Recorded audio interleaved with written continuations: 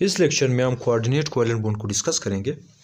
Coordinate covalent bond क्या होगा? The bond formed by sharing of an electron pair by only one atom of two atoms. Coordinate covalent bond में sharing जो है वो एक atom करता है और दूसरा एटम या आयन। यहाँ पर तो मैंने एटम लिखा हुआ है, डिफिनेशन में भी एटम होगा, लेकिन जो कोऑर्डिनेट कोवेलेंट बॉन्ड है वो एटम और आयन के दरमियान भी बन सकता है। लेकिन शेयरिंग ऑफ इलेक्ट्रॉन जो होगा वो एक एटम करेगा, दूसरा आयन हो या एटम हो वो शेयरिंग नहीं करेगा। तो एक होगा डोनर। डोनर मीन्स कि जिस एटम ने इलेक्ट्रॉन का जोड़ा शेयर किया हो, this is called donor. Acceptor वो होगा जो इलेक्ट्रॉन का जोड़ा शेयर ना करे बल्कि दूसरा जो डोनर इसके साथ शेयर करे, तो एक्सेप्टर होगा जो एक्सेप्ट करे इलेक्ट्रॉन का जोड़ा। यानी जो पहला एटम था उसके जोड़े पर अब जो एक्सेप्टर है उसका भी होगा। तो यहाँ पर डोनर एक्सेप्टर को इस एग्जांपल से देखते हैं। Bond formation between NH3 and BF3। अब NH3 और BF3 के दरमियान जो कोऑर्डिनेट कोवेलेंट बॉन्ड है उसको डिटेल में डिस्कस कर लेते हैं। दिस इज NH3, यहाँ पर हाइड्रोजन, ये हाइड्रोजन और ये NH3 का स्ट्रक्चर हुआ और इसके पास नाइट्रोजन एटम के पास एक जो जोड़ा है वो इलेक्ट्रॉन पेयर का वो free, this called lone pair of electron. तो ये जो लोन पेयर ऑफ इलेक्ट्रॉन, और आपने याद रखना कोऑर्डिनेट कोवेलेंट बॉन्ड बनाने के लिए एटम पर जो शेयर कर रहा है उस पर लोन पेयर ऑफ इलेक्ट्रॉन होना चाहिए। तो अब ये क्या करेगा? अपना जो ये पेयर होगा ये शेयर करेगा बोरोन एटम के साथ जो BF3 मॉलिक्यूल में मौजूद है। This is BF3। अब ये इसके साथ क्या हो गया? शेयर हो गया। अब ये जोड़ा नाइट्रोजन का भी होगा और बोरोन का भी होगा। तो दैट्स वाई बोरोन को हम कहेंगे एक्सेप्टर और इसी तरह नाइट्रोजन को हम कहेंगे डोनर, नाइट्रोजन एटम को डोनर। तो ये हमारे पास NH3 और BF3 के दरमियान this is coordinate covalent bond जो बना हुआ है। बोरोन ने क्यों इस लोन पेयर को एक्सेप्ट किया? क्योंकि इसका ऑक्टेट पूरा नहीं था। यहाँ पर इसके पास 6 इलेक्ट्रॉन पेयर थे, तो इसने एक इलेक्ट्रॉन पेयर एक्सेप्ट किया। दिस इलेक्ट्रॉन पेयर, अब इसके पास 8 इलेक्ट्रॉन पेयर्स हो गए। ये जो पेयर ऑफ इलेक्ट्रॉन होगा नाइट्रोजन का भी होगा और अब बोरोन एटम का भी होगा। फिर इसके बाद दूसरा एग्जांपल देखते हैं कोऑर्डिनेट कोवेलेंट बॉन्ड को डिनोट किससे करते हैं? एक्सेप्टर से डोनर तक आपने एरो देना है जो कि ये शो करे कि this is coordinate covalent bond.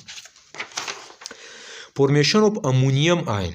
अब यहाँ पर अमोनियम आयन यहाँ पर हम ड्रा कर लेते हैं और अमोनियम आयन को समझ लेते हैं। This is ammonia, this is ammonia, NH3 is also called ammonia. तो यहाँ पर वही नाइट्रोजन के पास वही लोन पेयर हुआ और इसके साथ 3 हाइड्रोजन जो है वो अटैच है कोवेलेंट बॉन्ड के जरिए।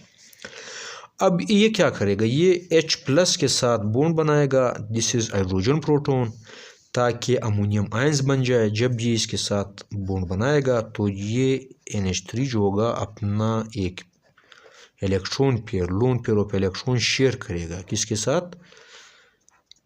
हाइड्रोजन प्रोटॉन के साथ, और यहाँ पर इस मॉलिक्यूल पर प्लस चार्ज आ जाएगा। अब ये जो इलेक्ट्रॉन पेयर है या नाइट्रोजन एटम ने हाइड्रोजन आयन या हाइड्रोजन प्रोटॉन के साथ शेयर किया है। यहाँ पर हाइड्रोजन एटम नहीं है बल्कि हाइड्रोजन आयन है। तो ये जो हाइड्रोजन होगा ये एक्सेप्टर होगा और ये जो नाइट्रोजन एटम होगा ये डोनर होगा। और इसी तरह हमारे पास अमोनियम आयंस बन जाएंगे। फिर इसके बाद दूसरा एग्जाम्पल देखते हैं, formation of hydronium ion. Hydronium ion किस तरह बनेगा? ये हमारे पास वाटर का स्ट्रक्चर है, this is structure of water, जहाँ पर 2 हाइड्रोजन कोवेलेंट बॉन्ड के जरिए एक ऑक्सीजन के साथ अटैच है। और ऑक्सीजन पर जिस तरह हमने कोवेलेंट बॉन्ड में डिस्कस किया 2 लोन पेयर ऑफ इलेक्ट्रॉन्स मौजूद है।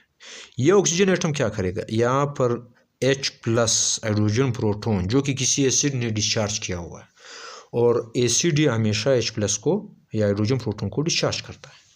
तो ये ऑक्सीजन क्या करेगा? अपना ये जोड़ा हाइड्रोजन के साथ शेयर कर लेगा, तो बनेगा कोऑर्डिनेट कोवेलेंट बॉन्ड। ये अपना एक लोन पेयर इस्तेमाल कर सकता है, दूसरा इस्तेमाल नहीं करेगा। तो जब ये इलेक्ट्रॉन पेयर ऑक्सीजन एटम का हाइड्रोजन प्रोटॉन के साथ या हाइड्रोजन आयन के साथ शेयर हो जाएगा तो इस पर प्लस चार्ज आएगा।